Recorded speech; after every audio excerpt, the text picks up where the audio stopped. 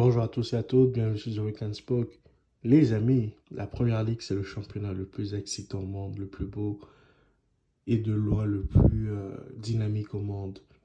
C'est un championnat dans lequel les équipes sont toujours à l'affût, les équipes sont toujours bien préparées, les équipes sont toujours bien entraînées.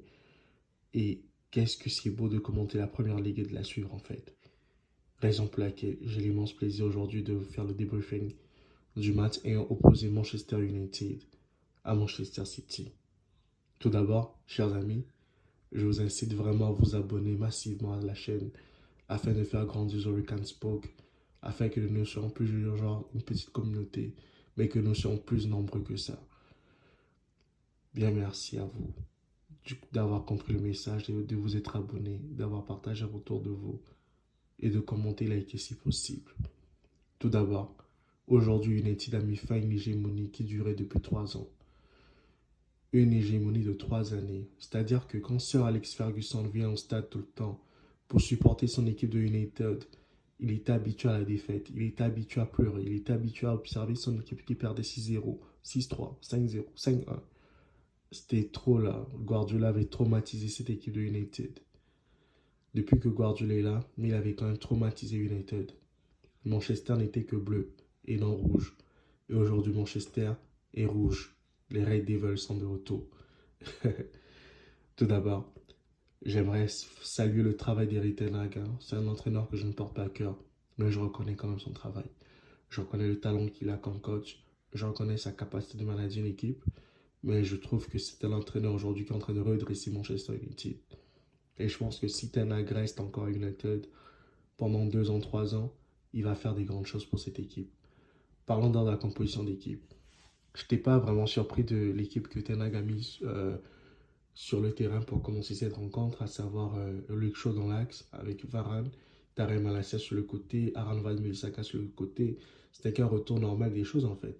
Et à part Luke Shaw qui était dans l'axe, on aurait pu dire Maguire, mais Maguire en ce moment n'est pas en forme, donc il n'est pas au mieux de sa forme pour pouvoir jouer. Et on a vu que l'ami Fred, l'ami Eriksen, même si Fred, personnellement, c'est un joueur qui m'a jamais impressionné, il faut qu'on se le dise. Mais aujourd'hui, il a quand même livré un très bon match avec Casemiro. Casemiro, oh là là, qu'est-ce qui fait du bien. On voit qu'à l'aller, quand ils ont pris une valise contre City 6-3, Casemiro n'était pas sur le terrain. Il était, je crois, en fin de match, un truc comme ça avec Martial. Mais aujourd'hui, Casemiro, il a livré son expérience. Il a fait état de toute sa palette, en fait. Franchement, c'était un joueur très précieux. Aujourd'hui, on a vu ça. On a vu vraiment pourquoi il était important des titulaires. Casemiro à Manchester United, il a été précieux dans tous les compartiments du jeu. Aujourd'hui, on a vu une équipe de Manchester City qui a agonisé, qui n'a pas été présente. Erling Haaland en première mi-temps n'a touché que 2 ballons, ce qui n'est pas normal pour un attaquant comme lui. Ce qui montre qu'aujourd'hui, Manchester United a livré une bataille rude et colosse. Elle a su éteindre Manchester City. Riyad Mahrez n'a pas existé dans la rencontre. Il s'est fait éteindre par Malacia. Il a essayé de faire la danseuse, mais il a perdu face à Malacia aujourd'hui.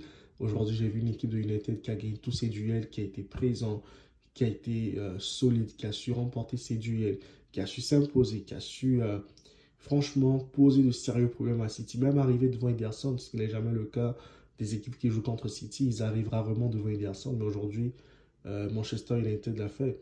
Même si en première mi-temps, je dois déplorer le fait que Rashford n'ait pas donné la passe à Martial pour qu'il marque, parce que Martial est en bonne position. Et quel match aussi d'Anthony Martial aujourd'hui. On voit que quand Anthony Martial n'est pas blessé, c'est un joueur de classe mondiale, c'est un top joueur, les gars. Aujourd'hui, Martial a livré une prestation franchement aboutie. J'étais très triste de le voir sortir en première période, mais après, je me suis dit, ben, peut-être qu'il revient de blessure, donc il faut laisser du temps de se remettre en forme, en fait. Mais ça montre que cette équipe de United a des ressources aujourd'hui, même si son banc n'est pas fourni. Mais Garnacho, oh là là, quel joueur. Aujourd'hui, je l'ai bien vu jouer, mais le gars, il est quand même talentueux. C'est vraiment impressionnant de voir cette équipe United aujourd'hui. Et nous devons faire confiance à Ten Hag d'emmener cette équipe le plus loin possible parce qu'il avait fait l'Ajax d'Amsterdam, il peut le faire Manchester United. Aujourd'hui, Guardiola, il va pleurer toute sa nuit. Après, demain, il va peut-être se relever. Il va dire, bon les gars, attaquons une autre rencontre. Parce que Guardiola, c'est un vainqueur, c'est un gagnant. Donc, c'était un peu ça. Et il faut aussi dire que la défense de City aujourd'hui a beaucoup changé. À l'époque, c'était Ruben Dias, John Stone. Mais aujourd'hui, on voit que c'est Akanji avec Ake Et ce sont des gens qui sont titulaires depuis le début de la saison, les gars. C'est-à-dire qu'ils ne sont pas là par hasard. Guardiola ne met pas jamais des joueurs par hasard, même si on reconnaît que Guardiola aime faire des expérimentations, mais ce n'est pas le cas aujourd'hui. Et aujourd'hui, je peux dire que Sir Alex Ferguson va bien dormir, va faire des beaux rêves. Il va pas tomber malade aujourd'hui. Parce qu'habituellement, je suis sûr que Ferguson pète des câbles là-bas chez lui à la maison.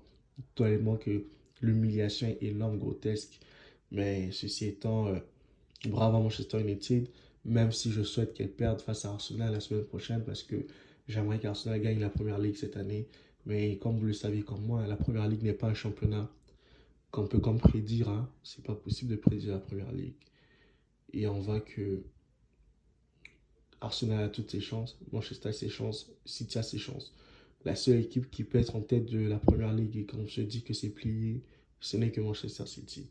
Tant que City n'est pas en tête sur les autres équipes, ben, écoute, on va pas dire que Arsenal va gagner la Première Ligue facilement parce que City va tout donner pour revenir. Nous ne sommes qu'en janvier et la Première Ligue promet d'être vraiment intéressante dans les prochaines rencontres à venir, les amis. Et moi, je tiens juste à féliciter les meilleures équipes qui vont gagner, qui vont aller jusqu'au bout, qui vont se donner. Et aujourd'hui, Manchester United l'a fait. Et bravo à eux, chapeau à eux. Félicitations pour le travail abattu parce que c'était pas facile de battre United. On l'a vu, Chelsea a fait le même match qu'ils ont livré aujourd'hui. Mais sauf que Chelsea n'a pas été réaliste. Chelsea n'avait pas un Eden Hazard. Et non, désolé. Chelsea n'avait pas un Marcus Rashford et un Bruno Fernandes pour scorer comme aujourd'hui il en fait les Mancuniens. Et vraiment bravo à Marcus Rashford qui confirme sa forme du moment. Hein. Ça remonte à 2016 de retrouver les traces d'un tel Marcus Rashford qui marquait but sur but, qui était épatant, qui était plus que Kylian Mbappé à ses débuts. Mais ça se remonte à 2016. On voit aujourd'hui qu'il retrouve de la confiance, qu'il se remet en forme et c'est bien pour la suite de sa carrière. Ça va donner encore un bon boost à sa carrière. Et je ne doute pas que Rashford puisse faire encore des grandes choses. Pourquoi pas postuler un ballon d'or? Il a les potentialités de le faire, il en est capable en fait. Et aujourd'hui, Erling Haaland a été éteint. On a vu que le géant norvégien était humain. Il n'était pas un monstre comme on l'avait prédit. Il n'était pas inarrêtable comme on l'avait prédit. Mais aujourd'hui, il a démontré ses limites. Il nous a montré qu'il pouvait aussi ne pas briller dans des rencontres de Première Ligue.